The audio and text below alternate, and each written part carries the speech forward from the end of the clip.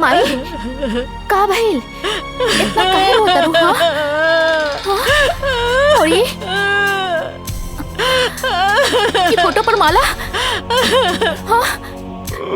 माई देखा, तू रोआ मत। हाँ, अजय जिंदा हवन, तू काहे रोत बाड़ू? हाँ? अरे तोहर माथा फिर गइल बा का? हाँ, अपन जिंदा बेटा के शोक मनावत तारू? हाँ, कहता नहीं कि जिंदा बाड़े? हाँ, देखा हमारा अजय के धड़कन सिर्फ हम महसूस कर सकता नहीं। हाँ, हमरा के इनका धड़कन महसूस हो रहा बा। नहीं मान सकत अजय जिंदा हुवन। बहुत हिम्मत बता हरामी, लेकिन अब हमार दोस्त अजय जिंदा नहीं खन, शहीद हो गए बाड़े। शर्म नहीं आवत? हाँ, एगो फौजी होके एगो जिंदा फौजी के शहीद बोला तारा? शहीद हो गई? हाँ ना, वो शहीद नहीं खन हो सकत। कोनो दुश्मन के बम या गोली में इतना ताकत नहीं खे कि हमार सुहाग के हमरा से छीन ले। हाँ माई देखा, तू रोआ मत। हाँ देखा, तू शांत हो जा। हाँ, अजय आई है, जिंदा हुए अजय, जिंदा हुए, जिंदा बड़े।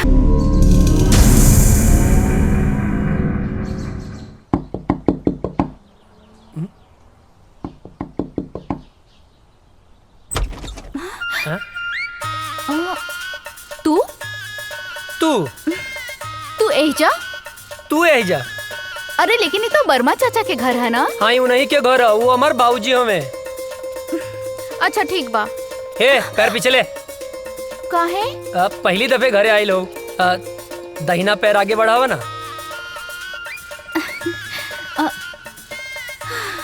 लेकिन अभी तक तो मिसेज अजय नहीं बनल। तब बन जाना, मना के कैले सा। हम तक कब से तैयार हैं। हमरा के इतना सस्ता में पटावल आसान नहीं खे। तो दहेज दे के ले आए, बाकी लायन जरूर। यही घर में गांठ बांध ला। अरे अजय बेटा के बाबूजी ये आपसे ना मिले आयल बाड़ी। अरे तो तू एजा का खड़ा बाड़ा?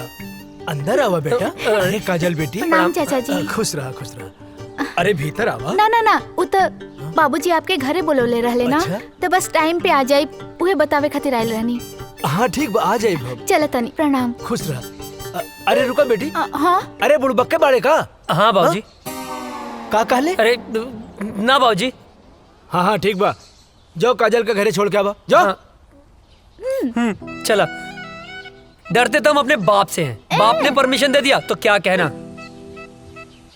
बैठा। चला।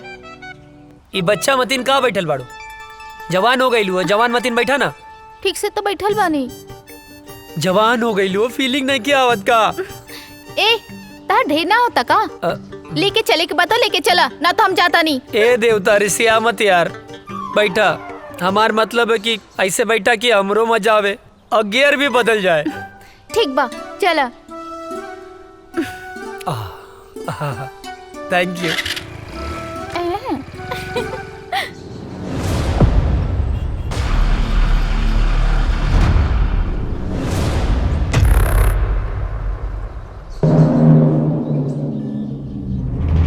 अस्सलाम वालेकुम। वालेकुम अस्सलाम। क्या खबर है?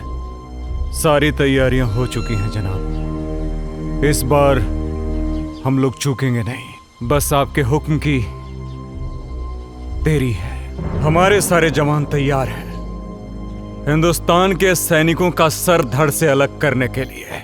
आमीन। जी जनाब। कोई गलती नहीं होनी चाहिए। जैसा आपका हुक्म, बस आपके हुक्म का इंतजार है हमें। ध्यान देना, इस बार मिशन में कोई खलल नहीं होनी चाहिए। जी जनाब। ऐसा कहर मचाओ कि हिंदुस्तानियों का रोम रोम कांप उठे। जी जनाब। धमाका ऐसा हो कि हिंदुस्तानियों की आने वाली 7 पीढ़ियां थर्रा उठें। उनकी हदें उनको याद दिलाओ। जी जनाब। और जाओ, मुनव्वर खान को भी ये इत्तला कर दो ताकि वो सारी तैयारियां शुरू कर सके। जाओ। जनाब, आपका हुक्म सर आंखों।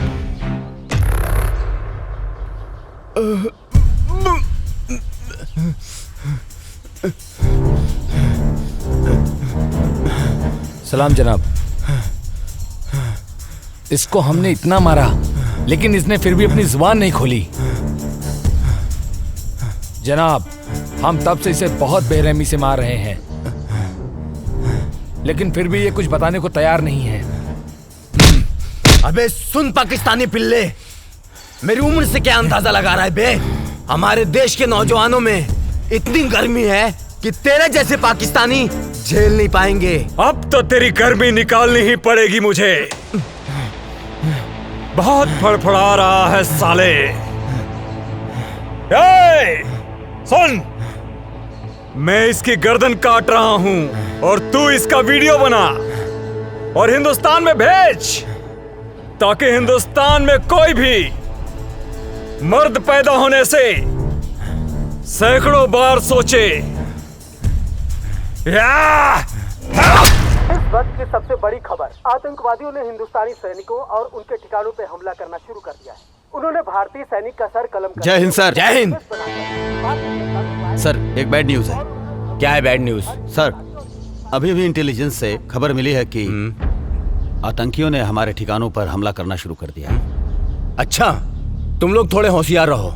वहाँ पे हम अपने और सैनिकों को लगा देते हैं। उन देशद्रोहियों को उनकी औकात दिखा देते हैं। It's order. ओके सर।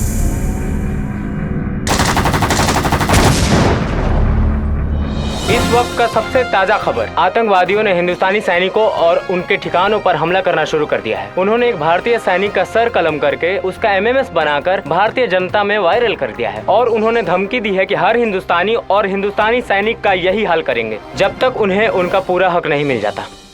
सेना प्रमुख ने आर्मी को पूरी तरह अलर्ट रहने का आदेश दिया है। इस हमले का जिम्मेदार आतंकी संगठन प्रमुख अजहर पठान माना जाता है। अजहर पठान आतंकियों का मुख्य कमांडर है। जी हाँ दोस्तों, ये वही अजहर पठान है जिसका आज तक किसी ने चेहरा नहीं देखा है। देश दुनिया की सारी ताकतों ने इसे पकड़ने का पूरा जोर लगा दिया है लेकिन आज तक वो किसी के हाथ नहीं आया है। हाथ आने की बात तो दूर, किसी ने आज तक उसका चेहरा तक नहीं देखा है। सिर्फ लोगों में उसके नाम का खौफ है। अजहर पठान, अजहर पठान। अब देखते हैं हिंदुस्तानी सैनिक उनकी बुरी नजरों पर कैसे पानी फेरते हैं। आप बने रहिए हमारे साथ देश दुनिया की सारी खबरों के साथ।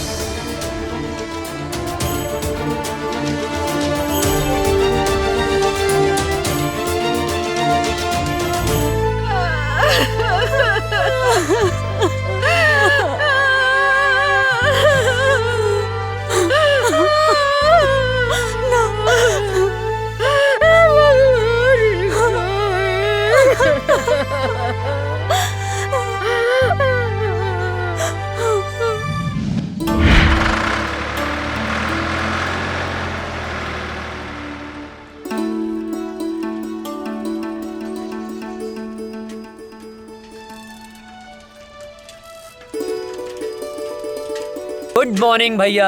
Good morning. ये साइकिल किस लिए? आप आगे आगे दौड़ेंगे, हम पीछे पीछे फॉलो करेंगे। अच्छा, ये साइकिल दीजिए तो। पर साइकिल का है। अरे दीजिए। लीजिए।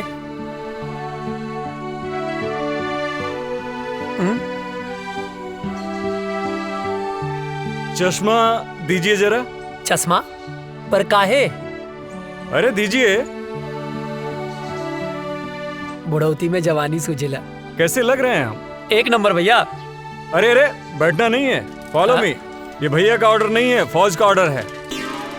भैया का ऑर्डर नहीं है, फौज का ऑर्डर है, बैठना नहीं है। अरे फौजी आप हैं, दौड़े हम का है। फॉलो मी, जल्दी करो वरना सजा डबल हो जाएगी। भैया गलत बात हो।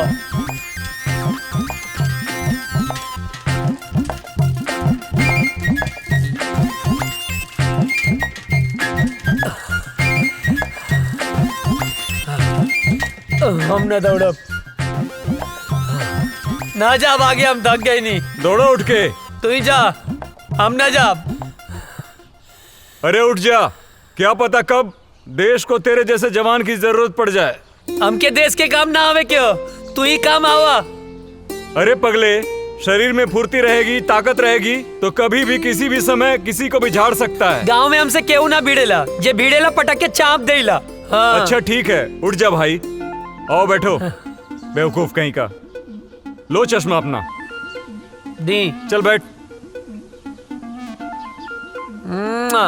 हमार भैया।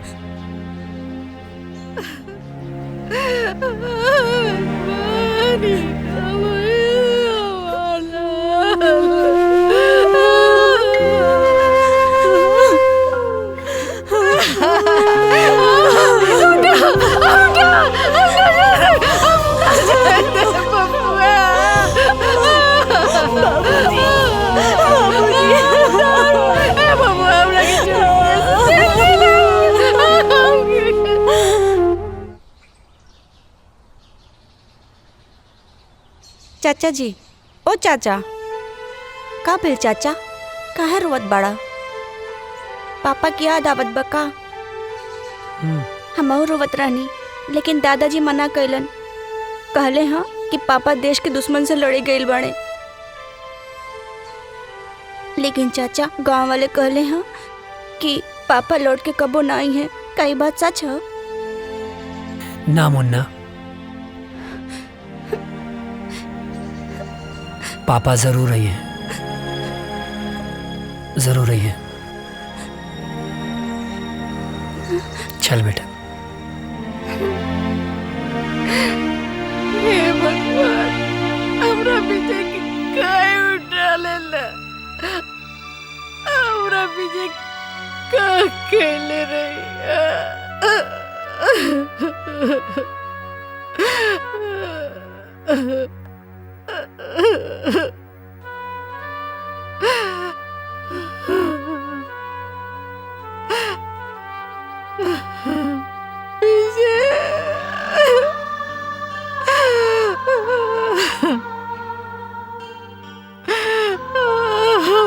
राम लखन की जोड़ी टूट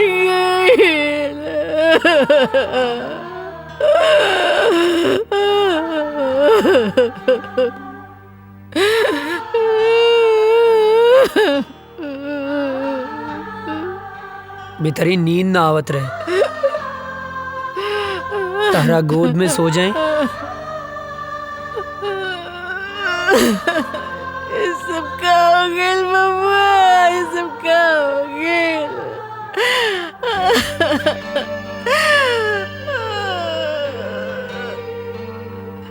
काहे ऐसन होला? एक जमीन के टुकड़े खातिर भैया हमनी के छोड़ के ना गईले माई।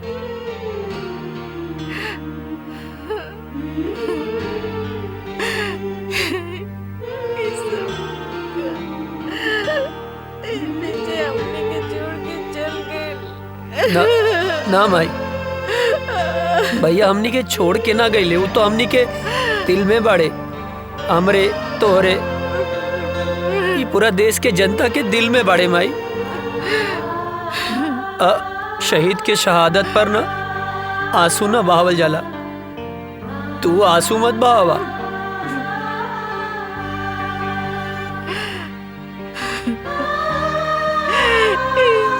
सब काहे होला? काहे होला? जमीन के चंद टुकड़ों खाती एक दूसरे को जान लेलस। काहे? पता ना। एक माई के कोख कर देलस, हमर राम लगन की जोड़ी तोड़ देलस। पता ना माई, पता ना पड़ोसी मुल्क के हमनी के देश से कौन नाराजगी बा, पता ना। बबुआ, हमरा के छोड़ के कहीं मत जाइए, हमरा के छोड़ के नहीं तो हम मर जाएंगे बबुआ। ना जाए माई, हमरा के छोड़ के ना जाए, मत जाइए। कहीं ना जाए, कहीं ना जाए भाई, कहीं ना जाए।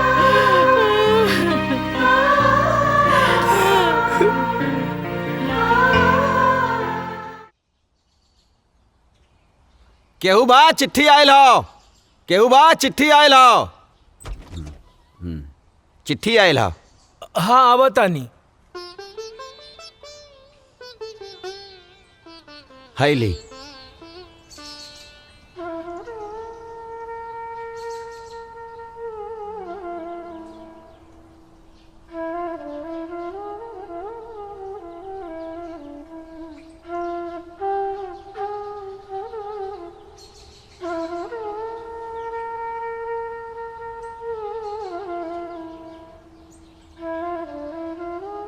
ना ना, चूल्हा भाड़ में गई सरकारी नौकरी। हाँ? एक बेटा तो शहीद हो गई, दूसरा बेटा के हम शहीद ना होके के देव। सरकार अपन नौकरी अपन पास रखी, कह देता नहीं। हाँ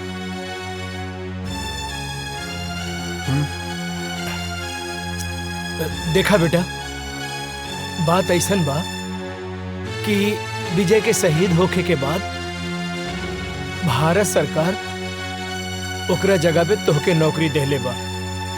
मगर हम नहीं के चाहत। हाँ, विजय शहीद हो गई, ओकर नौकरी अजय के मिलल। अगर अजय शहीद हो जाई तो हम का करब? बोली। अजय के माई, तोहरा दूगो बेटा बा, तब इतना सोच रहल बाड़ू। हाँ, अजय करी पूरा दुनिया माई बा, वो का सोचत हुई है? बोला, कहीं तहरा के भगवान 10 गो बेटा देले रहतन नु तो खुद हम भेज देती अपने भारत माता के रक्षा करे खातिर। बुझाइल? बात करा ताड़ू। माई बैठा। अरे बैठ। ए माई, बाबूजी ठीक कहा तारे। हमार मतलब है तू ठीक बोला तारो। तू केकर माई हवे बोल। बोले के पड़ी केकर माई है? तब बताओ ना केकर माई हवे। तोर माई है। आई धरती माई केकर माई हवे? हमरे नु ह। बाबूजी गलत कहाँ बोले? तोहरे रक्षा के जिम्मेदारी केकर है बाबूजी? तोहर। धरती माई के रक्षा के जिम्मेदारी केकर है? अरे तोहरे नु बा। माई, मरब जी अब सब विधना के हाथ में है।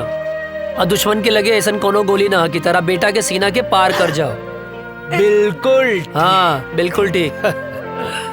सोच मत, मार के आए मर के ना आए का बाबू? हाँ बिल्कुल ठीक। अब भूख लागल है, खाना देना। दे दा। देता नहीं। चलना।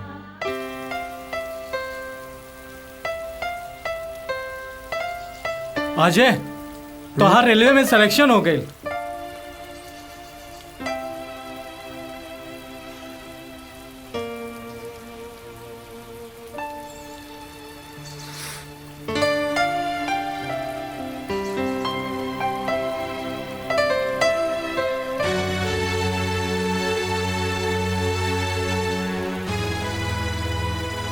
अब एकर कोनो मतलब ना,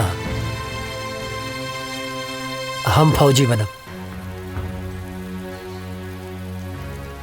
अरे ये तो बहुत अच्छा फैसला कैला। हाँ। लेकिन अजय, तू इतना उदास काहे हुआ?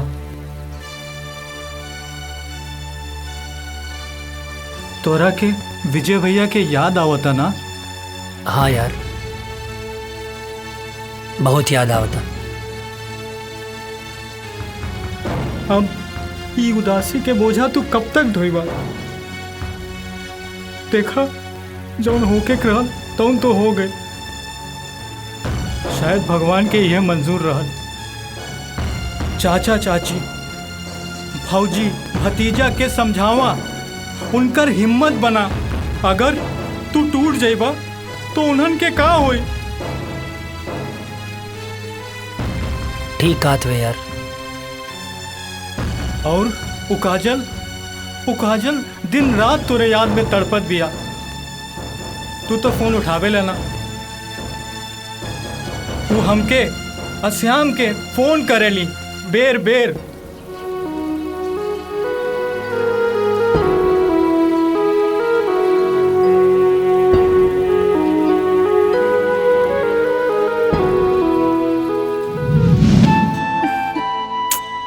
पता ना कहाँ रह गई ले।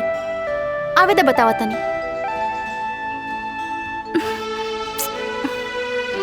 काजल आ गई नहीं?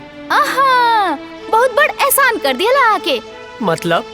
मतलब ई कि हम पूरा 2 घंटा 20 मिनट से तार इंतजार कर रहल बानी। बात तो सही कहा तारू। का बात तो सही कहा तारू? हाँ, लेफ्ट राइट करके तो हमार प्यार दुखे लागल। पिराए लागल होई ना? हाँ, बहुत ज्यादा पिराता। और पता ना कहाँ पिराता। कहाँ पिराता? यहाँ यहाँ यहाँ और यहाँ और यहाँ। अरे यहाँ पिराता एजा का देखा तरा यहाँ देखा। अब का बताएं, देख रहे हैं बड़ी फुर्सत से खुदा ने तुम्हें बनाया है। हाय, इतना हसीन मिट्टी कहाँ से लाया है?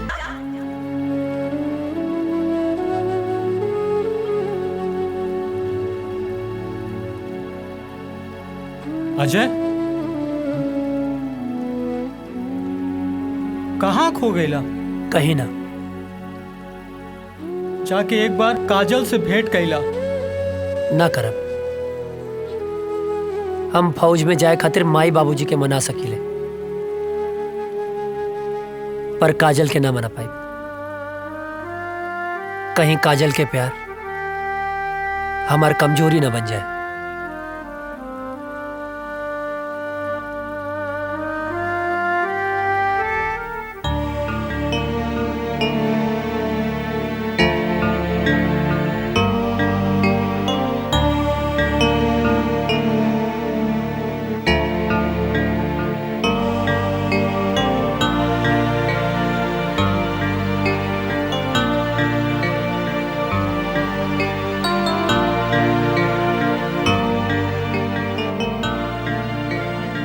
बबुआ, एक बार विचार कर ला। हम माई है ना, हाँ? हम अपन मन के ना समझा पाता नहीं। विजय के सदमा तो हम बर्दाश्त कर लेनी, लेकिन तो कि कुछ हो जाए तो हम ना बर्दाश्त कर सकब। तुमके तक खुश होके के चाहिए माई। हमके देश के सेवा करे के मौका मिलेल बा। अब ऐसे ताक के ना हमके ब्लैकमेल मत करा। खुशी खुशी भेज ना यार।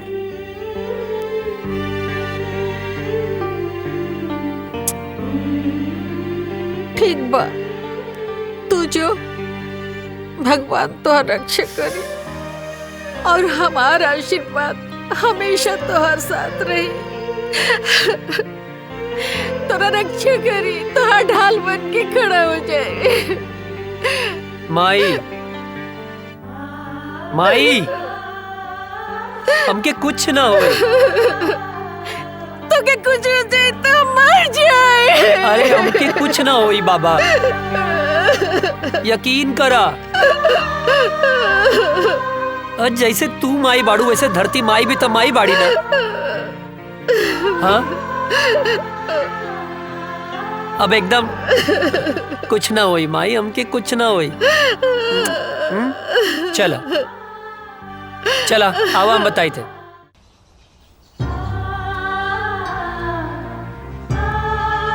चला खुश रहें बाबू।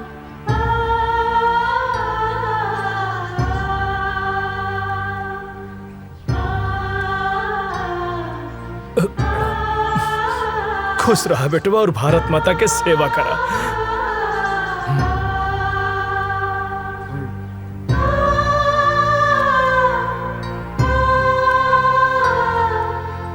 माई,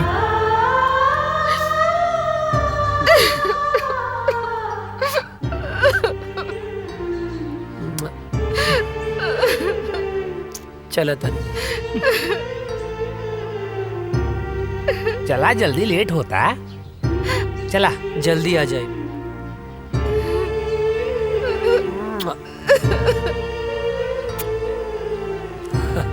चला श्याम, चला। चाचू, जय हिंद। जय हिंद।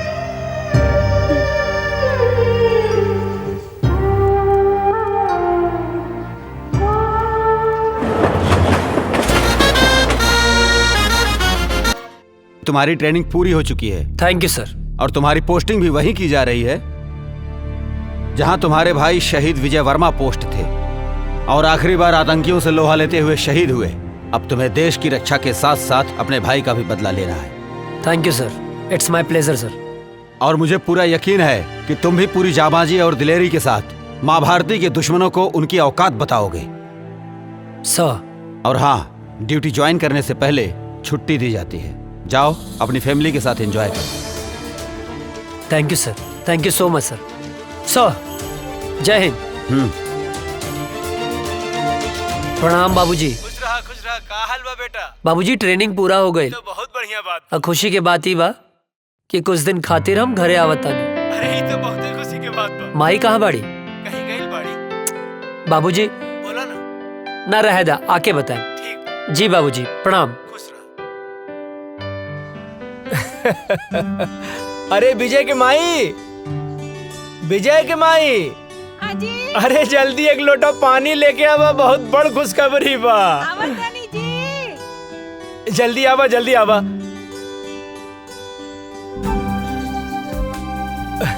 अरे लावा लावा। का खुशखबरी बाजी? अरे रुका भाई, तनी मीठ चाय पीले रहनी है। इला खुशखबरी ई बा, तू ना एहने देखा ना। बोली ना। हमारा अजय के ट्रेनिंग खत्म हो गई और काले वहाँ से आ रहल बा। ये तो बहुत ही अच्छा खबर बाजी। बानू अब तू जा, अब बढ़िया बढ़िया हमरा बेटा खातिर आज से बनावे के तैयारी कर दा, खाए खातिर जा। तनी हमऊ खाए, सुन लो। देखा कितना खुश हो गई।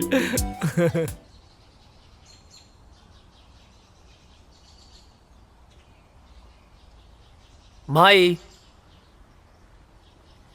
माई। अरे हे भगवान।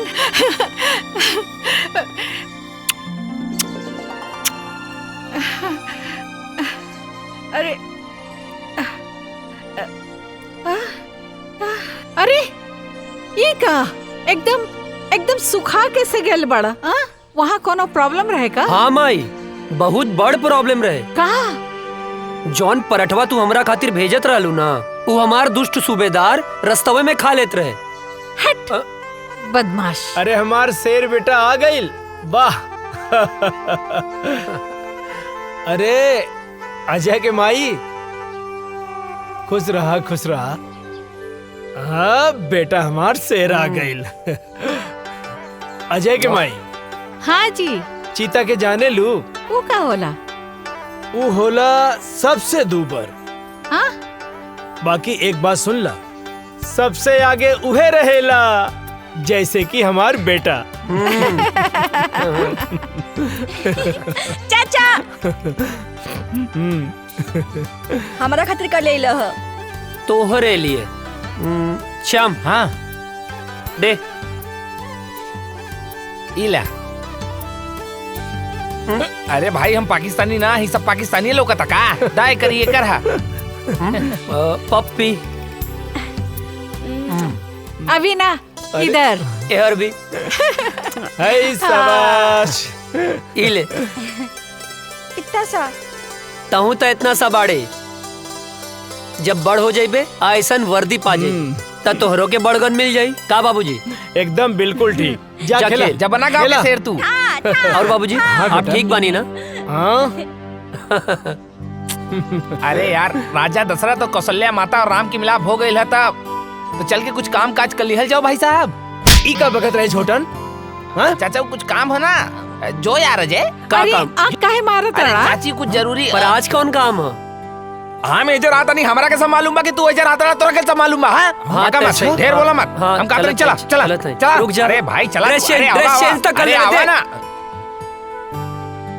अरे चाचा जी अरे पता ना कौन काम रहे रे? कौन काम?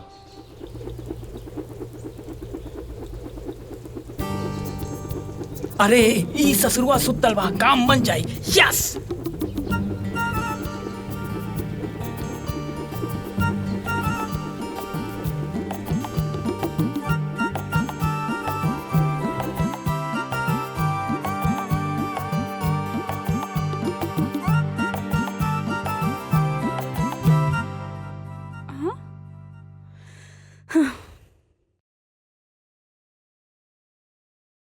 हे भगवान, कितना अच्छा सा झाड़ू लगावत हनी, फिर भी पता नहीं कहाँ से कागज आ जाता। हवा भी तो ना चलता।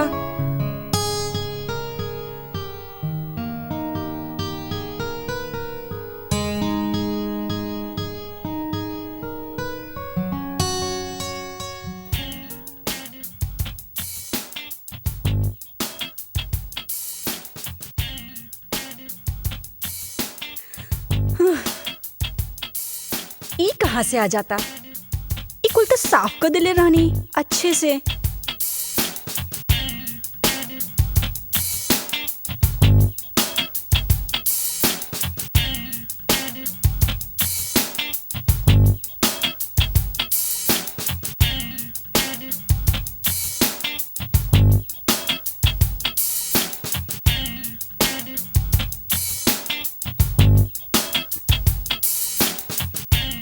अरे रे, हम बानी हम।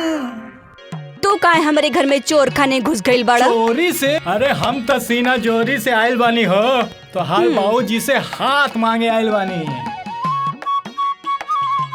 अच्छा, त ई कूड़ा काहे फैलावतड़ा? तू समझल करा। धत, तू बड़ा ऊ बड़ा। लागत हमार जादू तोरा पे चल गइल बा हो। जब ऐसे पीछे पड़बर राजा, तब जादू चलिए जाई। हमके यही दिन के बहुत दिन से इंतजार रहल। अरे कविता, कहाँ मारू? अरे जल्दी से एक गिलास पानी तो लेके आवा बेटा। बोल ना। अरे अच्छा यार, छूट जाते हैं। कहाँ? हाँ ठीक बाटी, हम गमला में छूट जाए। हाँ। अरे कविता, कहाँ बाड़ू? अरे हम काहे छुपे? अरे हम तो तोहर बाबूजी से तोहर हाथ ना मांगे आइल बानी। धीरे धीरे बाबूजी जाग गई बड़े। अच्छा, एक तरह हाथ मंगवा ना, तब बाबूजी हम दोनों जाने के काटती हैं। अरे बिटिया का करे तारू, जल्दी ले आओ पानी। तू चिंता ना करा, हम तो बाबूजी के समझा ना ले। हाँ अच्छा, बाबूजी के समझा ले बा। अरे बात के समझो। एगो आदमी ना घर में घुस आइल रहे और बाबूजी ओकरा के ना मार मार के आज वो टूटल टांग लेके बाजारे में भीख मांगता। का बात करा तू? हाँ। टूटल टांग? अरे हम भीख ना मांगा। सुना, हमके कहीं छुपा था ना। कहीं छुपा था। हे भगवान बचा लिया हमको, कुछ नहीं करा हम। हे भगवान। अरे बेटा कविता, कहाँ रह गइलू? इली बाबूजी आगे नहीं। का बिटिया, काहे इतना देर लगा देलू पानी लावे में? अरे बाबूजी गिलास धोवत रहनी है। अरे बाप रे, इतना सुंदर लड़की के ऐसा राक्षस ऐसा बाप। हे भगवान बचा लिया। अरे हम 100 किलो के लड्डू चढ़ा दे, प्लीज हमके बचा लिया। हमारे हाथ पैर टूटे वाला बा। हम भगवान, हम कबो पीछा नहीं करब। भगवान बचा ला। हम जिंदा, हमके बचा ला भगवान, बचा ला।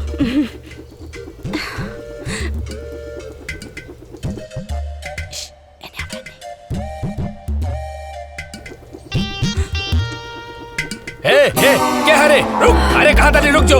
अरे कहाँ भागा था, रुक। अरे कहाँ तानी रुक जो। अरे के बड़ा, अरे कहाँ जाबे भाग के, रुक जो। बाप रे, पकड़ ले। रुक जो, कहाँ भाग? अरे तोर इतना हिम्मत? हाँ, मेरा घर में घुस गई ले। तोर इतना हिम्मत? हमके माफ कर दे। चल तोहरा क्या भाई, हम तो से का कहत रहे ना। हमके दांते कटलस।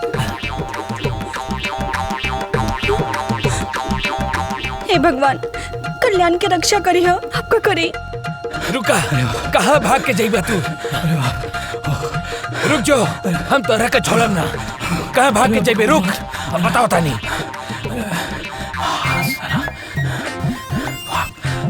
भाग जल्दी भाग।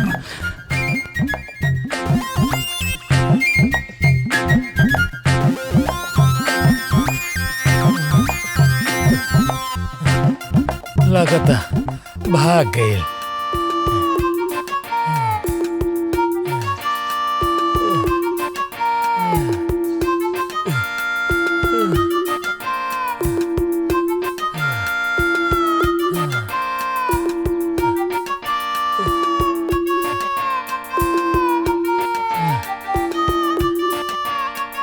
लगता भाग गए। खैर वो हमके चाहे जब मिली हम ओकरा के छोड़म ना। चाहे जब मिली हम ओकरा के छोड़म ना।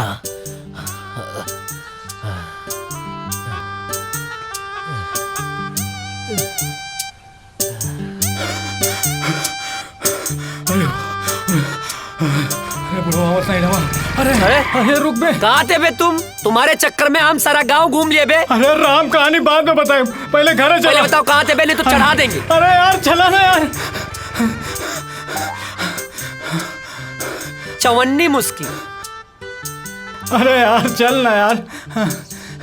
इन्हें से काहे निकले बे? चल यार, चल बे यार यहाँ से। चल। आया मतलब बच गई नहीं। जय हो भगवान। आज छोड़ दिए बे, आगे नहीं छोड़ेंगे। पसीना छुड़ा। ओ गोरे गलिया वाली से, तिरछी अखियां वाली से, नैना चार हो गइल, का बताई तो से यरवा रे। मार खाने से बच गए बेटा आज तुम, वरना लात जूता मुंह का हाथ सब पड़ जाता। गोरी गलिया वाली से, तिरछी अखियां वाली से, नैना चार हो गइल, का बताई है। का भाई? पर भइल का रह रे? का करत रहली हम? अरे उस सब हम बाद में बताई। सरऊ मुहूर्त देख के बताई बा। हाँ। अरे बट ये सब तो बतिया अच्छा नहीं लगेला। अरे पलिया से बचाएंगे वक्त। का बताई तो से यरवा रे, हमरा प्यार हो गई। तो बताओ ना, मारत काहे बाड़े? चुप कर, खाना खाइबे? हाँ। ए माई, दू जगह खाना लेके आओ, हमरे साथे बुक्कड़ भी आइल बा। के कल्याण? हाँ। फेमस हो गई ले बे। अच्छा। हाँ, हाथ धो ले।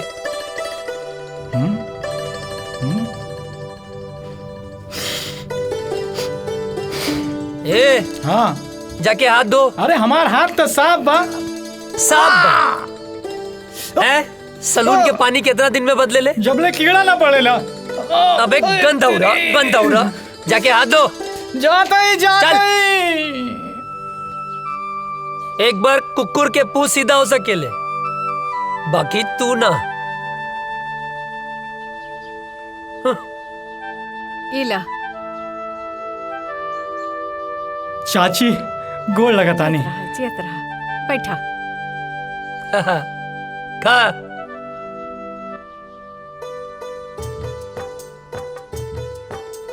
ए चाची, हम तो ठीक बानी, बाकी हमार बड़की भौजी कहाँ बानी?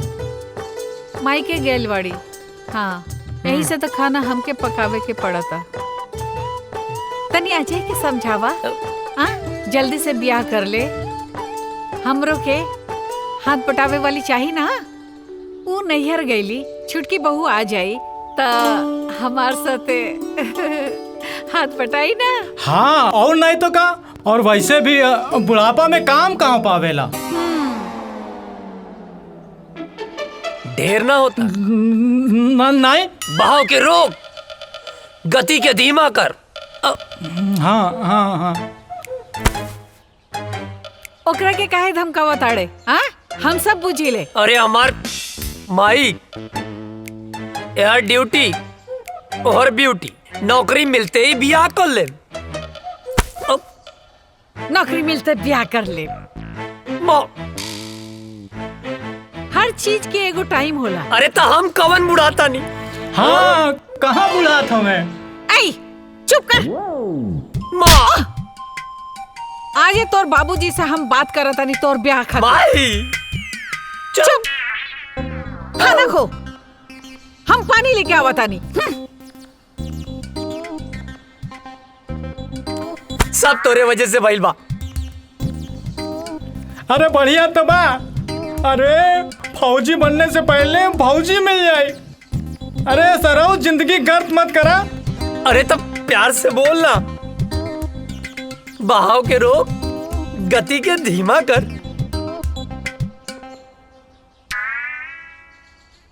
अरे यार, तुहार तो ब्याह हो जाए, हम तो साला झलवे बजाते रह जाए।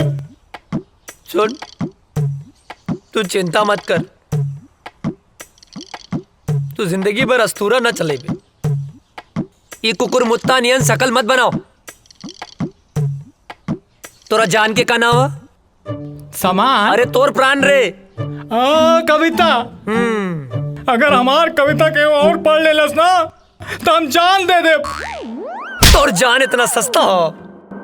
कविता के अब तो से बिया हम कराई।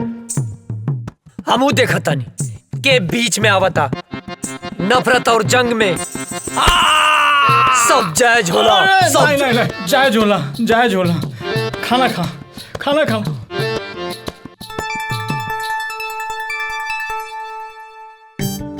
तू चिंता मत करिए। हाँ नहीं करम, हम एकदम चिंता नहीं करम। माई, अरे पानी देना यार। सुना बिटिया, हाँ बाबूजी। हम जाता नहीं कुछ काम से। हाँ। हाँ थोड़ा ध्यान रखिए। हाँ ठीक बा बाबूजी।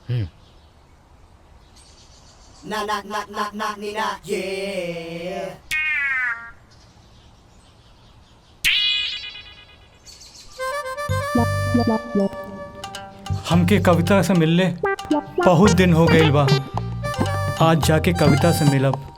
हाँ बढ़िया मौका बा, जाता नहीं।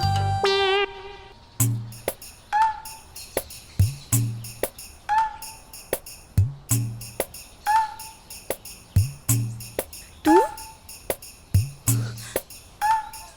इतना दिन बाद? कविता, ये बात सही बा। हम तोहार बाबूजी से डराइला, लेकिन इहो बात सच बा कि हम तोहरे बिना जी ना सकेंगे। आज हम एगो फैसला कर ले बानी कि हम जियब चाहे मरब, लेकिन ब्याह तोहरे संगे करब। कल्याण, तू हमरा से इतना प्यार करेला? हाँ, अपने जान से भी ज्यादा।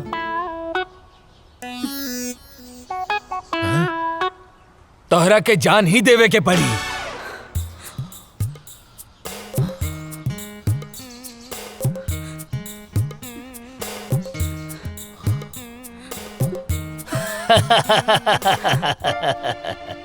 प्यार भी करेला और डर भी लगेला।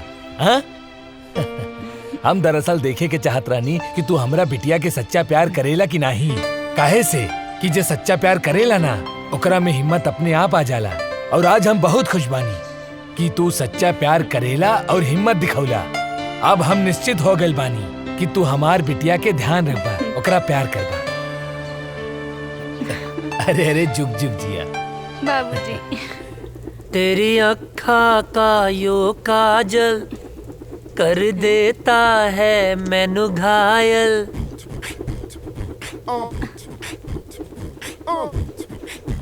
कहा रे, हेने आओ। छोटा पटाखा बड़ा धमाका। हाँ? भाग यहाँ से, भाग। अरे बबुआ, जेकरा खातिर इतना फीट फाट होत बड़ा ना, तारा बाबूजी ओकरा बाबूजी से मिलके बात पक्का करे खातिर गइल बाड़े। हाँ? सच्ची माई? हम जाना तानी तोहार जान कहाँ अटकल बा। अरे अजय के माई, अजय के रिश्ता पक्का हो गई। हाँ, अब सुना तू एक बात कान खोल के सुन ला। दिग्विजय सिंह फौजी के बेटा के बियाह हट तनी घर के बढ़िया से एकदम जगमगा दिया। हाँ, ताकि लोग आए देखे देखते रह जाए। ठीक ना? हाँ ना बेटा? हाँ बाबू। हाँ, ठीक बा। Thank you Mai. Thank you बाबूजी।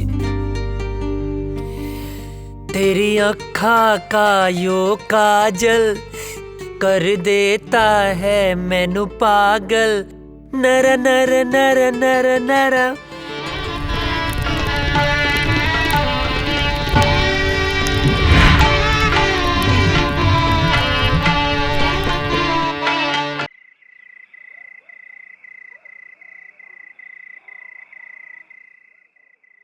अजय, अजय। ए काजल, का भइल, काहे रोवत तारू? तारा के लेवे खातिर कुछ जवान लोग आइल बाड़े। वो काहे बदे? वो लोग कहता रे कि ऊपर से ऑर्डर बा, तारा के जाए के पड़ी। ए पगली, एहर देखा। अरे तय में इतना रोवे के कौन बात बा? ऑर्डरे नु आइल ह। हम फौजी हैं। जब जब ऑर्डर आई हमके देश के रक्षा खातिर जाए के पड़ी। आई तो हमार फर्ज है। तो हम का है? का हमरा खातिर तार कोनो फर्ज नहीं खे? देखा काजल, देश से अपन तुलना मत करा। एक जवान के लिए पहला फर्ज होकर यह रहेला कि वो पहले अपने देश की रक्षा करे। तू हमार प्राण हो, तुम्हार हर सांस हमरे सांस में बसेला। एहर देखा, हमार ताकत बना, कमजोरी मत बना। बनबू ना? हंसा, जाके हमार वर्दी ले आवा।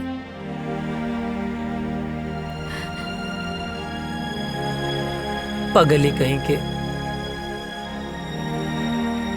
हाँ मिश्रा। सॉरी अजय, हेडक्वार्टर से इमरजेंसी मैसेज आई बा, आज ही निकले के बा। ठीक है। का ठीक बा? हाँ का ठीक बा? आज ही तोर ब्याह भइल और आज ही ले जाए खातिर आ गेले, हम ना जाए देब। माई बात के समझल कर, इमरजेंसी मैसेज है। ना ना, हम ऐसे ना होके देब। अरे हमरा कटला से भी ना कटी। बाबूजी समझावा माई के, आज हिंदुस्तान के तरह बेटा के जरूरत बा। समझाई ना बाबूजी? का समझाई? अजय के माई जेकर बेटा फौज में होला, ओकर माई बाप के करेजा पे पत्थर रखे के पड़ेला। हंस के विदा करा बेटा के, हंस के घर वापस आई। समझल कर माई, हम फौजी हैं, हर बात पे रोल धोल ठीक ना होला। चला विशाल। अजय,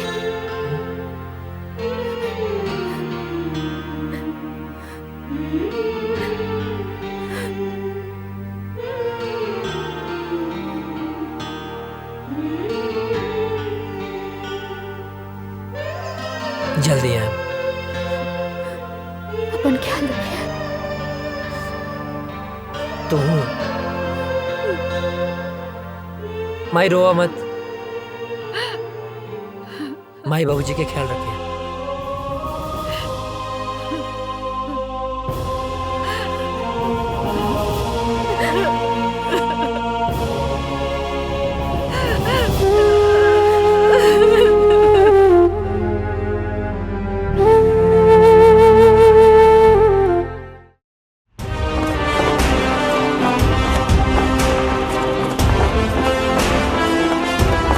गांव का सफर कैसा रहा अजय? बहुत अच्छा सर। माँ और बाबूजी सब ठीक हैं? एकदम बढ़िया सर। चलो ठीक है, साइन करो और आज से ड्यूटी ज्वाइन सर।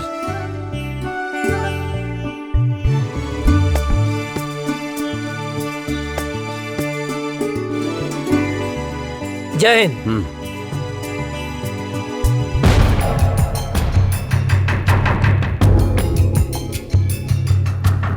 डाउन।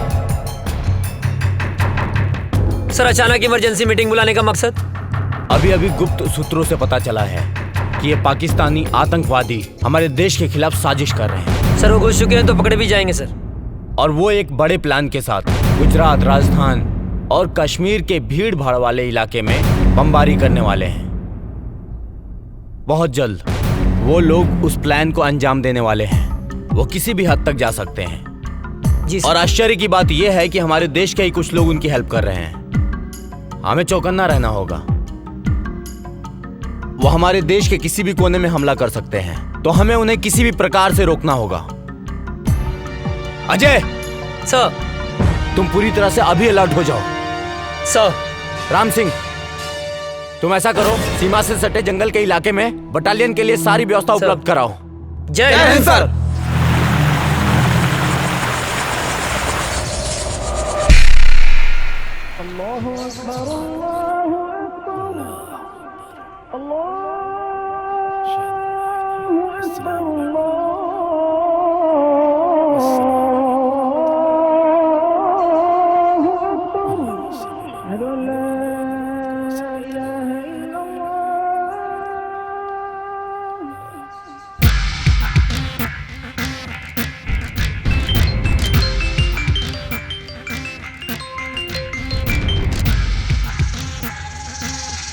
जी बॉस, हुक्म कीजिए। धारा 370 खत्म होने से हमारे सिपाहियों के इरादे कमजोर तो नहीं हो रहे हैं? नहीं बॉस, हमारे इरादे तो और भी पुख्ता हो गए हैं। वाह। कश्मीर हमारा था, हमारा है, हमारा ही रहेगा। इंशाअल्लाह। इंशाअल्लाह।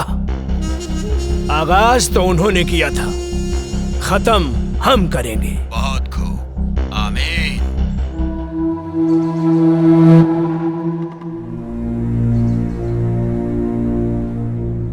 अस्सलाम वालेकुम वालेकुम भाईजान। अस्सलाम। हैदर कहाँ है? आ रहा है। सलाम वालेकुम भाईजान। वालेकुम अस्सलाम। हैदर, हाँ भाईजान। क्या हाल समाचार है? आर्मी में एक नया नौजवान ऑफिसर आया है, अजय वर्मा। ये वही विजय वर्मा का छोटा भाई है। विजय वर्मा भी आया था हमारे मंसूबे पर पानी फेरने के लिए। उसको तो हमने जहन्नुम में पहुंचा दिया। लग रहा है इसको भी इसके भाई के पास पहुंचाना पड़ेगा। अरे हम लोगों का तो बस एक ही मिशन है, कश्मीर की आजादी और पूरे हिंदुस्तान की बर्बादी। और इन हिंदुस्तानियों को हमारी ताकत का एहसास होना चाहिए। कश्मीर पाकिस्तान का पाक हिस्सा था जो हमसे धोखे से छीन लिया। हमारे शरीर में खून नहीं, बारूद है, बारूद। जो हमसे टकराएगा उसके चिथड़े उड़ जाएंगे। हमारे जीने का मकसद है कश्मीर की आजादी। नारे तकबीर, अल्लाहू अकबर, नारे तकबीर, अल्लाहू अकबर, नारे तकबीर, अल्लाहू अकबर।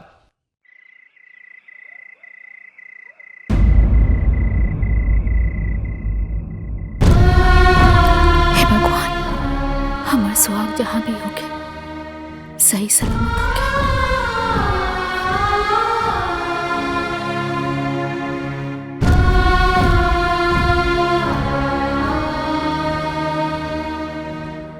हे देवी मैया, हमारे बेटा की हिम्मत और हौसला दी। दुश्मनों के इरादे और मजबूत होते जा रहे हैं और अभी पता चला है पाकिस्तान के कुछ आतंकवादी हमारे देश में घुसने की कोशिश कर रहे हैं। हमारी सुरक्षा एजेंसियों द्वारा पता चला है कि कल परसों तक वो हमारी सीमा के अंदर होंगे। उनकी प्लानिंग हमारे यहां बम ब्लास्ट करने की है। 5 जन, जो लोग हमारी सीमा में जंगल के रास्ते घुसने वाले हैं, वो हमारे देश के किसी भी कोने में बम ब्लास्ट कर सकते हैं। उनके इरादे और उनकी हिम्मत तो देखो।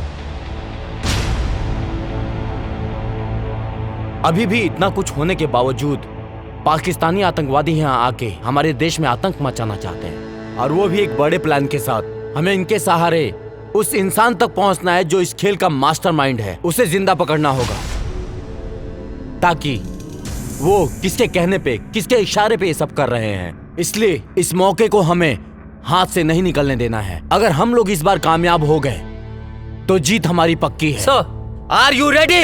सर। गाइस, मिली जानकारी के अनुसार दुश्मन अपना मूड बना चुका है। कभी भी हमला कर सकता है वो। अलर्ट रहना जरूरी है। दीपक? यस सर, हम लोग भी पूरे तैयार हैं सर। सारी तैयारी हो चुकी है। दुश्मन बाल भी बाका नहीं कर सकता सर। गुड। गांव की मिट्टी के खुशबू के छोड़ के आइल बनी। यहाँ दुश्मन के धूल चटावे। रिलैक्स, आओ बैठ। तुरे गांव के बाद से गांव की याद आ गई।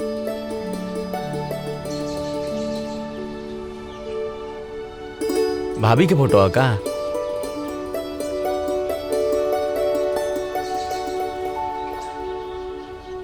हमरे सुकून के फोटो। सर सर सर, कहाँ खो गई? नहीं, अपना सुकून के लगे, अपना गांव में। रिक्वेस्ट बा सर एगो। का बोला? हमके गाँव में जाए के बा सर। अच्छा ना? लइका भइल बा सर। ओह, बधाई हो। थैंक यू सर। सर, बड़े साहब से कह के थोड़ा छुट्टी दिलवा दी ना। छुट्टी मिल जाए तो की छुट्टी। खुश? मुनव्वर, अब बॉर्डर क्रॉस करने का वक्त आ गया है। हिंदुस्तान की सीमा में घुसने के बाद के सारे इंतजाम हो चुके हैं। बस तुम्हें बॉर्डर क्रॉस करते वक्त सावधानी बरतनी होगी। चारों तरफ हिंदुस्तानी सैनिक गश्त करते रहेंगे। बहुत संभल कर चलना होगा। हिंदुस्तान में हमारे लोग तुम्हारा इंतजार कर रहे हैं, बस तुम्हारे वहां पहुंचने की देरी है। मुझे तुम पर पूरा भरोसा है, तुम वहां पहुंचने के बाद अपने काम को अंजाम जरूर दोगे। इस बार हम काफिरों को सबक सिखा कर रहेंगे। खुदा हाफिज।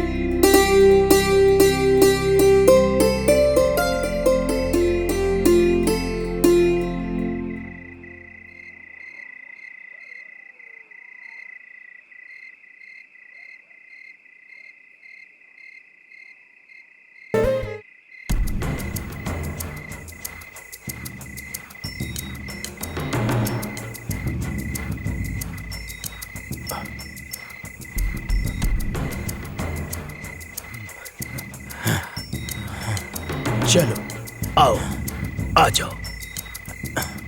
यहाँ से 5 किलोमीटर दूर हमारे लिए गाड़ी खड़ी है। यहाँ से वहां तक जाना है और कुछ दिन हिंदुस्तान में रुकना है। हम अपने मिशन को कामयाब बनाएंगे, समझे? आओ जी।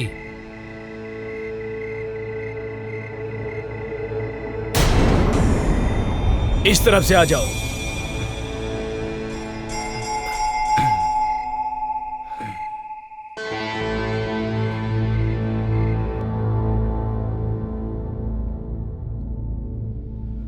रुक जाओ। अब यहाँ से ना 500 मीटर दूर हिंदुस्तान की सीमा शुरू हो रही है। हमारी सीमा यहीं खत्म होती है और वहां पे हमारे लोग हैं। वहां जाने के बाद हम अपने लोगों के साथ मिल जाएंगे। आप लोगों को संभल कर चलना है, धीरे से, ठीक है? चलो, एकदम सबको चौकन्ना रहना है क्योंकि यहाँ पर सैनिक गश्त हमेशा करते हैं। जी जनाब। सबकी नजरों से बचते बचते हमें आराम से धीरे धीरे चलना है, ठीक है? अब चलो।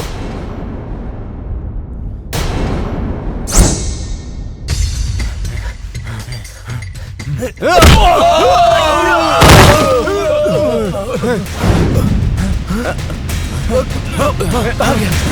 किधर गया? किधर गया? कौन है? कहाँ गया? किधर गया? चलो। जी जनाब।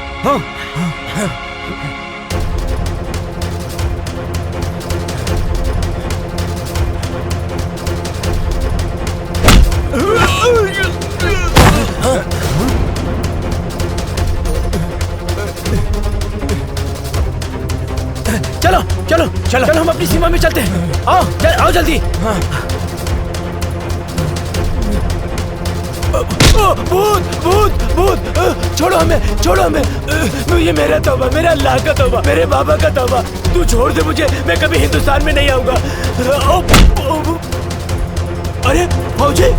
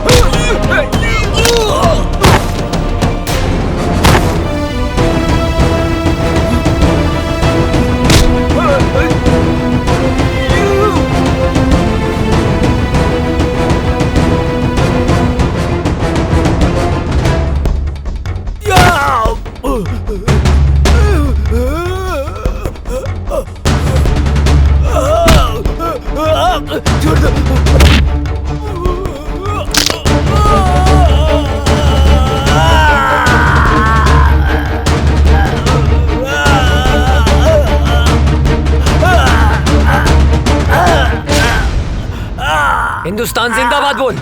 जिंदाबाद।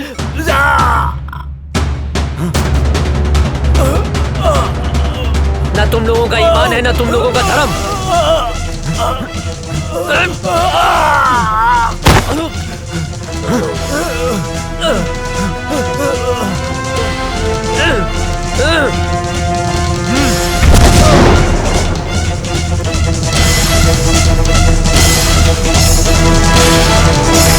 अभी अभी खबर सामने आई है कि आतंकवादियों और हिंदुस्तानी सैनिकों का आमना सामना हुआ है, जिसकी वजह से कुख्यात आतंकवादी मुनव्वर खान हिंदुस्तान की गिरफ्त में आ चुका है। जी दोस्तों, हिंदुस्तानी सैनिक पहले से अलर्ट थी और जैसे ही कुख्यात आतंकवादी मुनव्वर खान हिंदुस्तान के सीमा में प्रवेश किया, वैसे ही बहादुर सैनिक अजय वर्मा ने अपनी जान की बाजी लगाकर उनका मुकाबला किया, जिस वजह से खूंखार आतंकवादी मुनव्वर खान पकड़ा गया। दुख की बात यह है कि उस मुठभेड़ के बाद से ही अजय वर्मा का पता नहीं चल पा रहा है।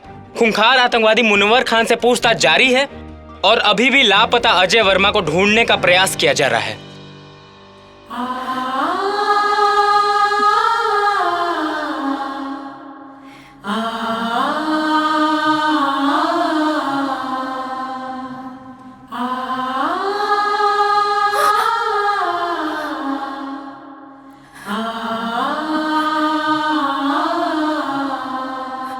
हे भगवान, हम सुहाग की रक्षा करिए। एक दिल दहला देने वाली खबर सामने आई है, अजय वर्मा शहीद हो चुके। जी हाँ, सेना प्रमुख के द्वारा बयान जारी किया गया है कि मुनव्वर खान के साथ मुठभेड़ में ब्लास्ट हुआ था, जिसके बाद से ही अजय वर्मा का कोई पता नहीं चल पा रहा है। ब्लास्ट की जगह से कुछ सामान बरामद हुए हैं, जो सामान अजय वर्मा का बताया जा रहा है। इसी से अनुमान लगाया जा रहा है कि अजय वर्मा शहीद हो चुके हैं। इससे पहले आतंकवादियों के द्वारा मुठभेड़ में अजय वर्मा के बड़े भाई भी शहीद हो चुके थे। अजय वर्मा को ढूंढने की बहुत कोशिश की गई, लेकिन कुछ पता नहीं चल पा रहा है। ब्लास्ट वाली जगह से अजय वर्मा के कुछ सामान मिले हैं, जिससे ये अनुमान लगाया जा रहा है कि अजय वर्मा शहीद हो चुके हैं। आप लोगों को एक जानकारी और दे दूं, कुछ ही दिन पहले आतंकवादियों के द्वारा हुए हमले में अजय वर्मा के बड़े भाई शहीद हो चुके थे। अब अजय वर्मा की इस खबर से पूरा देश शोक में डूबा हुआ है। सोचिए, अजय वर्मा के माँ बाप के दिल पे क्या बीत रहा होगा, जिनके दोनों जवान बेटे देश की रक्षा करते करते शहीद हो चुके हैं। अभी कुछ ही दिन पहले अजय वर्मा की शादी हुई थी। उनकी नई नवेली दुल्हन, जिसके हाथ से मेहंदी के रंग भी नहीं छूटे थे, बेचारी विधवा हो गई। जरा सोचिए, उस शहीद के विधवा के दिल पर क्या बीत रहा होगा। शोक प्रकट करते हुए सेना प्रमुख ने वीर शहीद अजय वर्मा को श्रद्धांजलि दी और उन्होंने बताया कि अजय वर्मा के इस शहादत को पूरा देश नमन करता है। और सेना प्रमुख ने यह भी बताया है कि मुनव्वर खान के पकड़े जाने पर आतंकवादियों के सारे मंसूबों पर पानी फिर गया है। अभी मुनव्वर खान से पूछताछ जारी है। पूछताछ में बहुत ही अहम सुराग मिलने की आशंका है। आप लोग बने रहिए हमारे साथ देश दुनिया की नई खबरों के लिए। तब तक के लिए जय हिंद। आतंकवादियों ने भारत पर फिर हमला किया, जो काफी तादाद में थे। आतंकवादियों ने फिर से हमला किया, कई जवान शहीद हो गए, लेकिन आर्मियों ने आतंकी सरदार मनोहर खान को अपने गिरफ्त में ले लिया है। लेकिन दुख की खबर ये है कि अभी तक अजय वर्मा की कोई खबर नहीं मिली। बम के धमाके को देखते हुए ये अंदाजा लगाया जा रहा है कि देश के लिए लड़ते लड़ते वो शहीद हो गए। दिग्विजय भैया के बड़ लड़का पहले ही शहीद हो गए रहल। अजय ही रहल परिवार के आधार, वो शहीद हो गई। अब उनके परिवार पे का बीती। दिग्विजय भैया के दिल पे पहाड़ टूट गई। मिल गई शांति, मिल गई शांति ना। हम पहले मना करत रहनी कि हमरा बेटवा के ना भेजी, मगर हमार केहू बात मानी तब ना।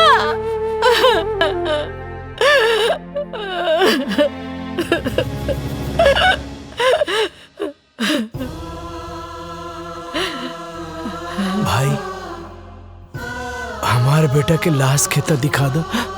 बाबूजी, विस्फोट इतना जोर से फैल रहा है ना, अजय के कुछ भी पता ना चलल।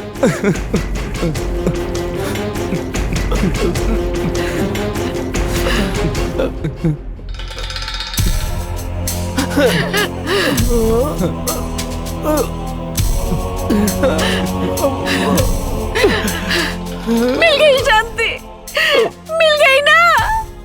हमार बस के आखिरी दिया बुझ गई। माई का भइल इतना काहे रोता रू? और ये फोटो पर माला? हाँ बहू, हमार बेटा अजय देश के खातिर शहीद हो गए। ना बाबूजी ना, ये का कहा तनी आप? हाँ ऐसा नहीं क्यों हो सकत? हाँ? माई देखा तू रोआ मत। हाँ अजय जिंदा हवन, तू काहे रोत बाड़ू? हाँ अरे तोहर माथा फिर गइल बा का? हाँ अपन जिंदा बेटा के शोक मनावत तारू? हाँ कहा तानी कि जिंदा बाड़े? हाँ देखा हमारा अजय के धड़कन सिर्फ हम महसूस कर सकता नहीं।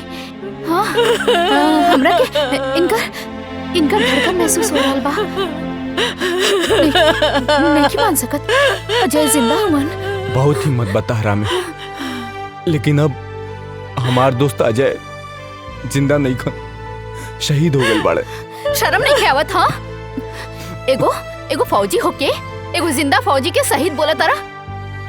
शहीद हो गई? हाँ ना वो शहीद नहीं खन हो सकत।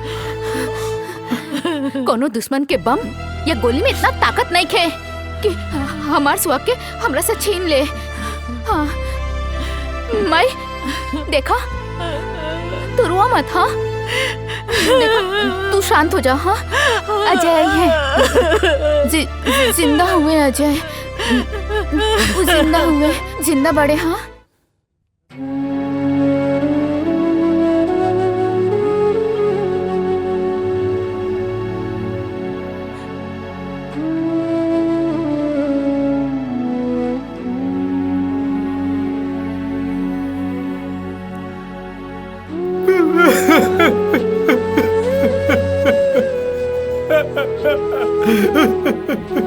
अजय भैया आतंकवादी हमला में शहीद हो गए।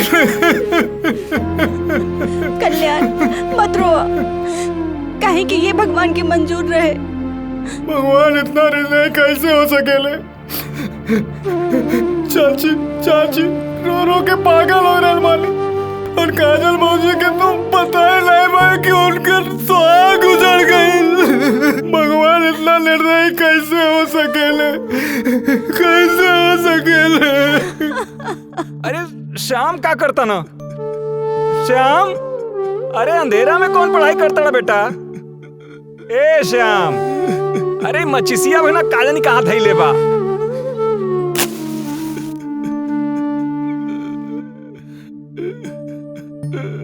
अरे इते रोता। श्याम का भइल बेटा? काहे रोता बेटा? का भइल? का भइल का?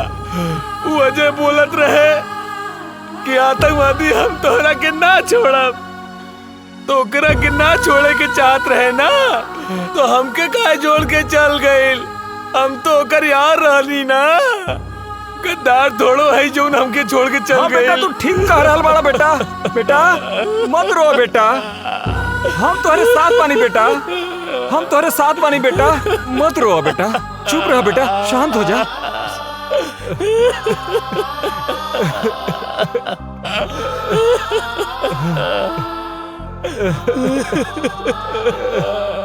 चुप हो जा बेटा, चुप हो जा बेटा। बेटा चुप हो जा बेटा, चुप रहा बेटा, चुप हो जा बेटा।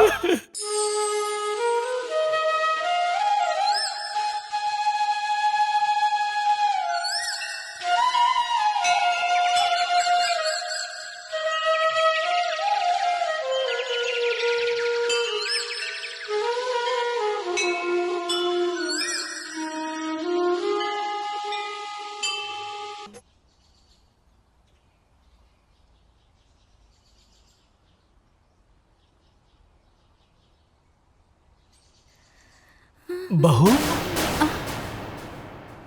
ई तू का कर रहा बाड़ू बहू?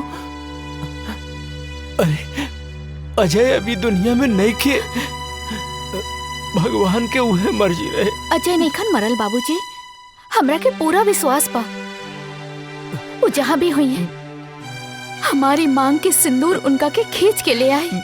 अजय के भाई तू ही समझावा बहू के। बेटी माँ जी, हमरा के विश्वास पा वो जिंदा हुए। हाँ बेटी, सब ठीक हो जाएगी। भगवान पे भरोसा रखा, सब ठीक हो जाएगी। रउआ बिल्कुल ठीक कहा तानी। देखी रउआ जैसन उचित समझी वैसन करी, हमरा कौनो एतराज नहीं के। चला काजल। कहाँ? बिटिया अभी तहार उम्र ही का बा, ये पहाड़ जैसी जिंदगी कैसे कटबू तू? यही से हम फैसला कैले बानी कि हम तोहार दूसर बियाह करब। सुना बहू, बाबूजी के कहल तू मान ला। अभी तो बहुत जिंदगी पड़ल बा। आखिर बहू अकेले तू कब तक रहबू? कब तक? का बाबूजी बोझ लगता नहीं का? का बात कर रहा बारू बेटी? अरे बेटी तू हमार बात समझे के कोशिश करा। एक त धन भाग हमार की तू हमरे घर में बहू बन के आयलू। हम कोनो आँख के काजल ना है कि आंसू के साथ बह जाई। अजय के नाम में हम अपन रूह, धड़कन सब कुछ कर देले बानी। हम अपन अंतिम सांस ले उनका इंतजार करब। हमार बात समझे की कोशिश करा।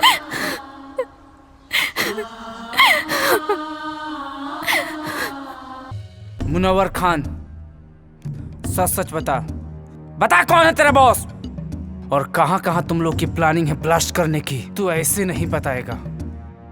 लगता है तुम्हें हिंदुस्तानी आर्मी का पावर दिखाना पड़ेगा। मुनव्वर खान, तू हिंदुस्तानी फौज के कब्जे में है। आज हिंदुस्तानी फौज तेरे साथ क्या सलूक करेगी तू सोच भी नहीं सकता है। बता सच सच, बोल तेरा बॉस कौन है? बोल बोल बोल।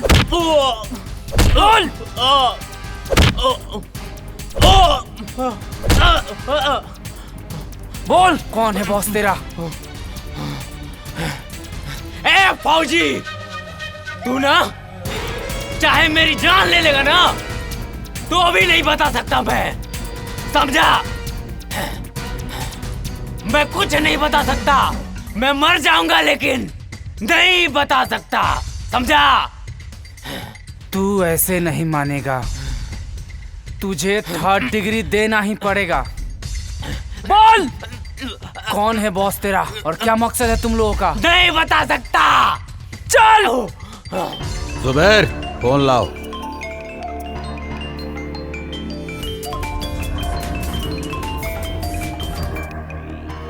अजहर।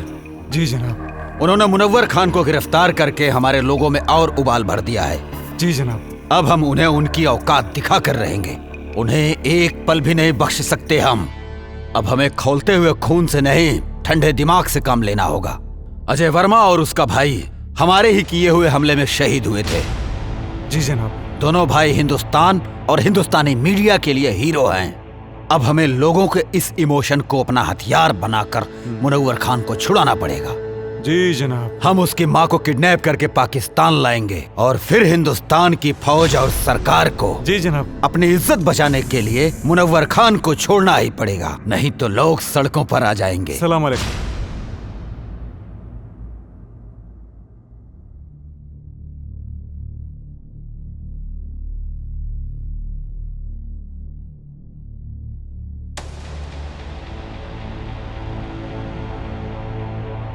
हे देवी मैया, हमार कलेजा के टुकड़े के काहे छीन ले लो।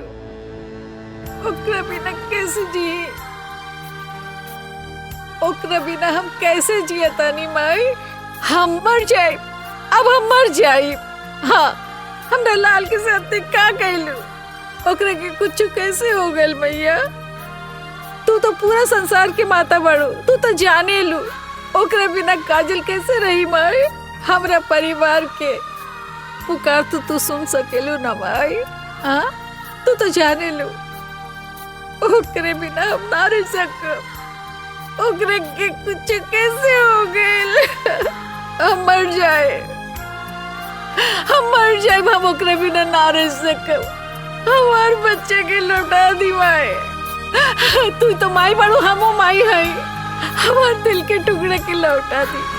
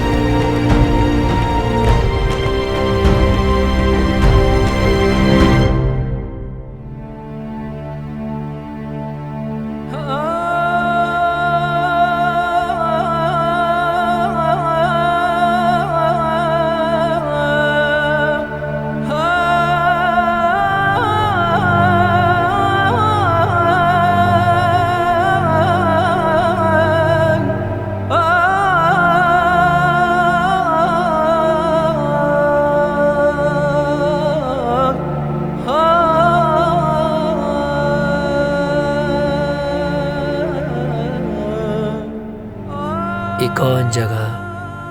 पाकिस्तान है।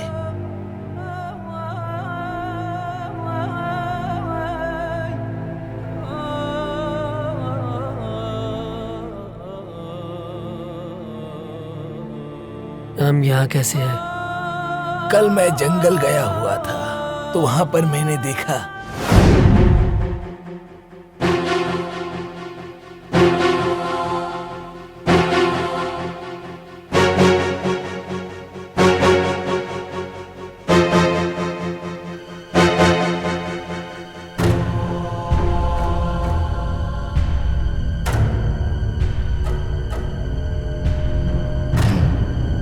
ये कौन है?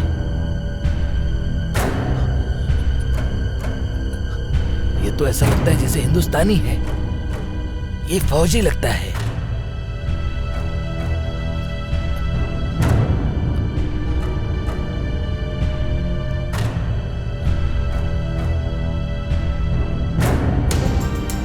इसे हमें बचाना होगा। अगर किसी ने देख लिया तो प्रॉब्लम हो जाएगी। वैसे भी हिंदुस्तान पाकिस्तान एक ही तो था। कुछ लोगों ने इसको बांट दिया। या अल्लाह। 6 महीना बाद भी हमके होश आ गए। अब ले हम जिंदा हैं। जरूर कोनो खास मकसद है। हमरे वतन के साथ साथ हमार माई और काजल भी हमारे इंतजार करत हुई हैं। हमके जल्द से जल्द अपने वतन लौटे के पड़ी।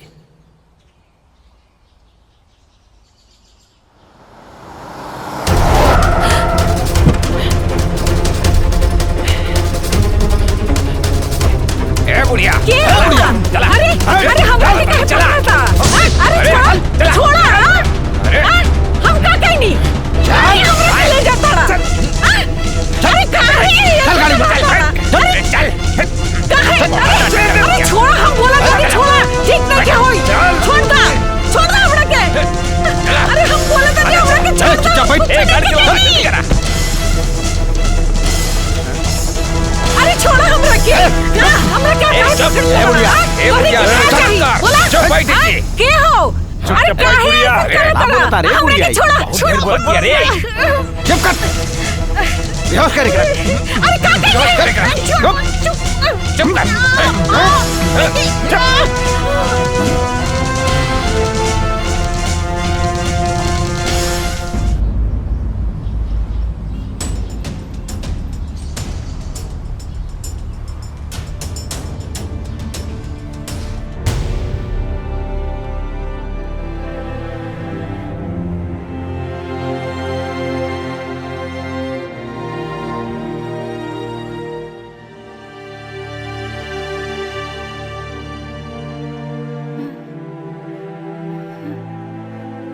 ये हम कहाँ बनी?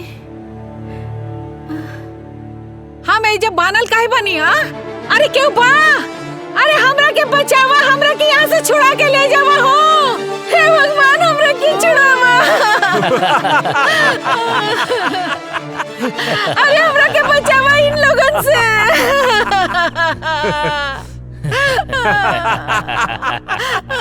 क्या रे क्या बड़ा तू लोग? काहे के हमरा के यहाँ ले आल बड़ा? का कहने वाली तोरी के? चुप बुढ़िया। बताता हूँ कि तुझे क्यों लाया हूँ यहाँ।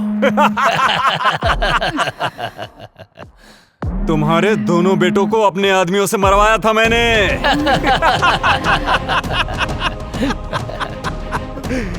सुन, तुझे मैं किस लिए लाया हूँ वो मैं तुझे बताता हूँ। तुम्हारे हिंदुस्तान के आर्मी ने हमारी टीम के कमांडर मुनव्वर खान को गिरफ्तार करके अपने हिंदुस्तान के जेल में बंद कर रखा है, जिसकी वजह से सारा प्लान हमारा फेल हो रखा है। और उसे ही छुड़ाने के लिए हमने तुझे किडनैप करवाया है आज, क्योंकि तेरे परिवार से पूरे देश की भावना जुड़ी हुई है। ये बुढ़िया सुन, अगर 24 घंटे के अंदर अंदर मुनव्वर खान को हिंदुस्तान सरकार ने नहीं छोड़ा तो हम तुम्हारे साथ जो करेंगे ना, उसे देखकर सारे हिंदुस्तानियों की रूह कांप जाएगी। और अभी 24 घंटे होने में कुछ ही समय बाकी है।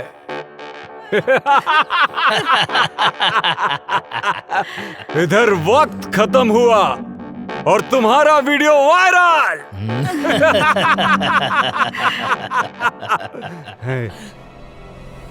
और उधर सरकार के खिलाफ जनता का विरोध। और विरोध इतना भयानक होगा कि मुनव्वर खान को हिंदुस्तान सरकार को छोड़ना ही होगा। वक्त तो अब खत्म होने वाला है। उससे पहले एक आखिरी बार हिंदुस्तान सरकार को वक्त देने दो। भगवान तू लोग के कभी ना माफ करिए। हाँ दरिंदो, हमरा के छोड़ी, हम बेकसूर बानी, हमरा के काहे पकड़ के रख ले बड़ा?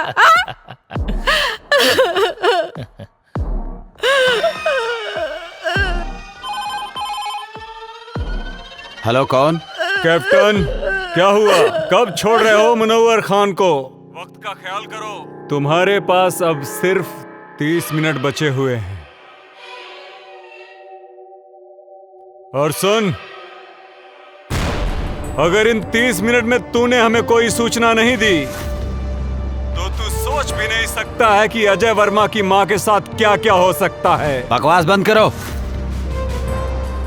क्या सबूत है कि शहीद अजय वर्मा की मां तुम्हारे कब्जे में है? ले सुन, हमरी खातिर कोनो समझौता मत करिए। और हाँ, मैं आखिरी बार बता रहा हूँ, वो वीडियो तेरे हिंदुस्तान की पूरी मीडिया में वायरल कर दूंगा मैं। ठीक है, हमें गृह मंत्री जी से बात करनी होगी। मत छोड़िए मुनव्वर खान के। चुप बुढ़िया, बहुत चपड़ चपड़ करती है। जय हिंद सर। सर, आतंकियों ने मुनव्वर खान को छुड़ाने के लिए शहीद अजय वर्मा की मां को किडनैप कर लिया है। जल्दी एक्शन लेना पड़ेगा सर। जब तक मैं न कहूं कोई कदम मत उठाना। ओके सर। इस मसले का हल सोच समझ के करना पड़ेगा। और हाँ, इसकी जानकारी लीक नहीं होनी चाहिए। मेरे अगले कॉल आने तक का इंतजार करो। ओके सर। जय हिंद सर। हेलो अजहर, क्या खबर है? जी हुजूर। हिंदुस्तानी फौज कब रिहा कर रही है मुनव्वर को? जनाब, अभी कोई खबर नहीं आई है मुनव्वर खान को छूटने की। फिक्र मत करो, खबर जरूर आएगी, क्योंकि वो बुढ़िया हमारे कब्जे में है। इस बुढ़िया को हम लोगों ने बांध के रखा है। अगर मुनव्वर खान को नहीं छोड़ा तो हम लोग आगे की कार्रवाई शुरू करेंगे। बहुत खूब, सारे सिपाहियों को चौकन्ना रखो, बस हम भी वहाँ पहुँच ही रहे। हमें आपका इंतजार है।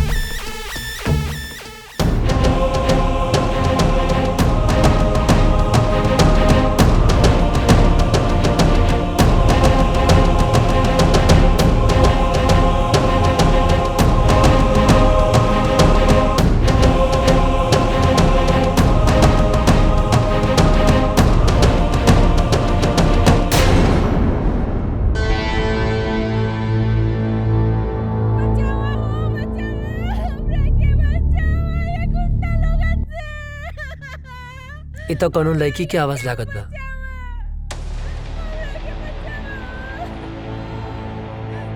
ना, हमें चक्कर में ना पड़ सकीला, न तो लोग के पता चल जाए कि हम इंडियन हैं। लागत है ज्यादा मुसीबत में बाड़ी। का करी भगवान?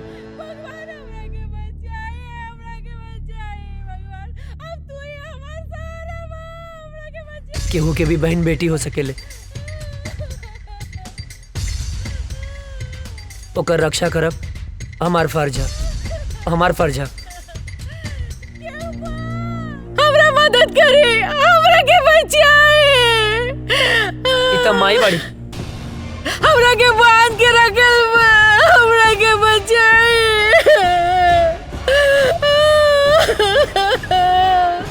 हम का करें माई है। रुक जा।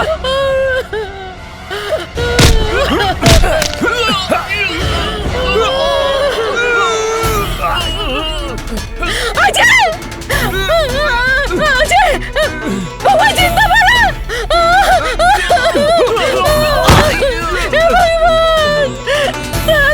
लाख शुक्र है, हमारे बच्चा के हमरा के वापस कर देले बानी।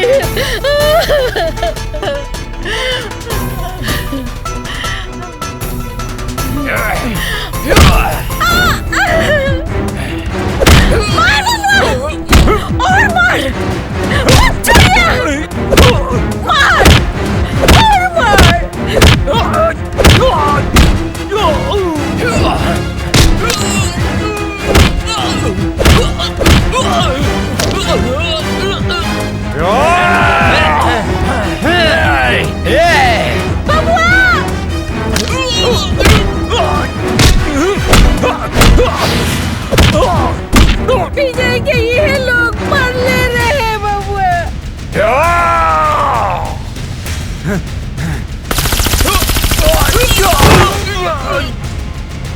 मत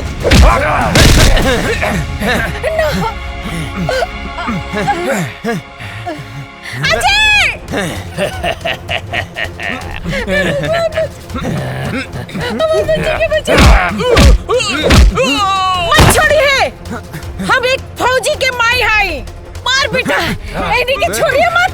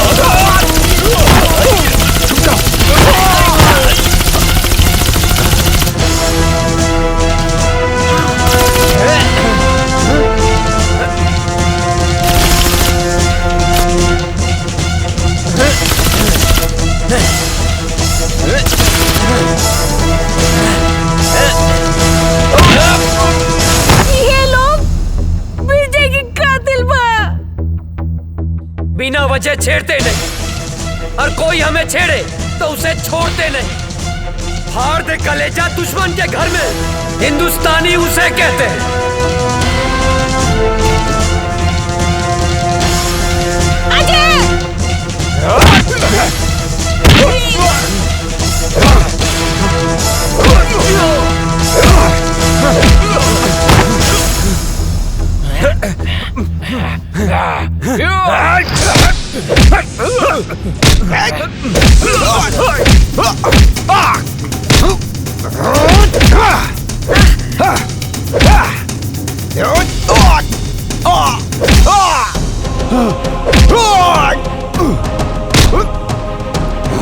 जब हम तुम्हें नहीं छेड़ते तो तुम क्यों छेड़ते हो?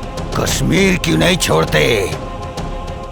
कश्मीर हमारा है। तुम एक मुनव्वर मारोगे तो 100 मुनव्वर पैदा होंगे। तुम एक मुनव्वर मारोगे तो लाख पैदा होंगे। लाख!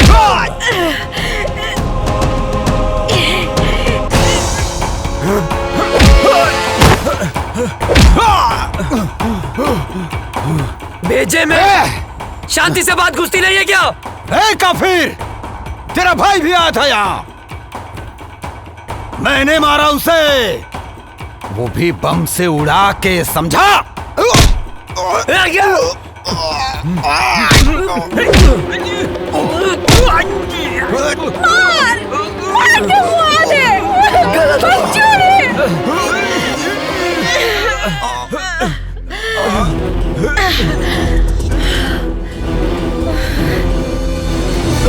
तुझे क्या लगा मेरे भाई को मार के सांस बंद कर दूंगा तेरी, जान ले लूंगा तेरी, तेरे इसी पाकिस्तान में मार डालूंगा तुझे। हिंदुस्तानी हूं मैं।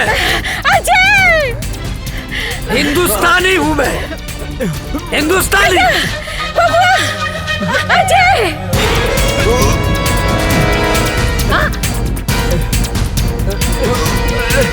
बेटा!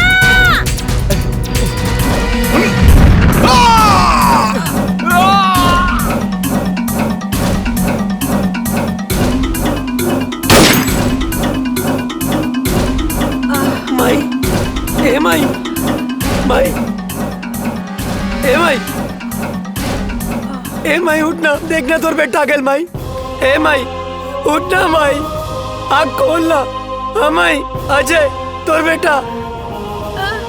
अजय बेटा, हम काले रानी ना के हम आ जाए, देख आ गए नीना। कहाँ रहला माई के छोड़ के इतना दिन? गलती हो गई माई, गलती हो गई। जाना था ना, तोहर बाबूजी, काजल बिटिया, तोहर भाभी, तोहर भतीजिया चिंटू, यहाँ तक कि पूरा गांव हमार बबुआ के हमारा अजय के इंतजार करत रही। बेटा तू हमने के छोड़ के कहाँ गई? कहीं न जाए माई।